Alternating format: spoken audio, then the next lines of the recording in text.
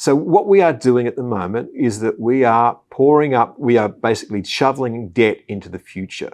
So people have to understand that if they want the lifestyle that they're living now, which is essentially borrowed money, that money one day has to be paid for, and that's by future generations. And that's why the argument I'd make would be to the young.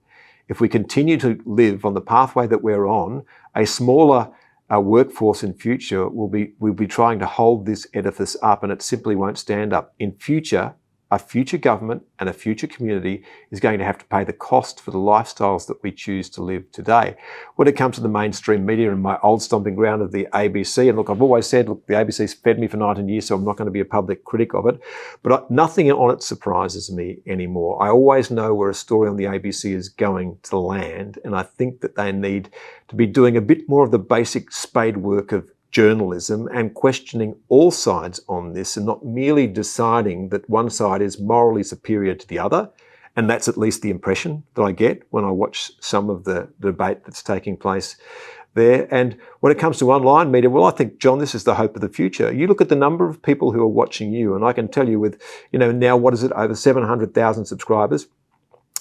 The last time I was working for a mainstream media organisation was the Channel 9 News. Its highest rating program was at 6 p.m, at 6 p.m. news, and it had been falling for some time, but it had around about 1 million people watching to it. But that dropped to about, maybe 900,000 or 800,000 people at night time. So you, John, are getting as many eyeballs now as the mainstream media.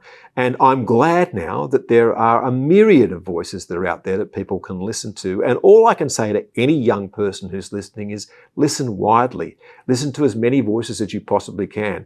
And don't accept the things which are essentially settled truth. When anyone tells you anything, science, climate change is settled, they're telling you a lie, because all of these things are a debate. They are all a work in progress, and particularly science, because that's the way it works. That you set up a thesis, you have a hypothesis, and someone comes and tries to knock it down.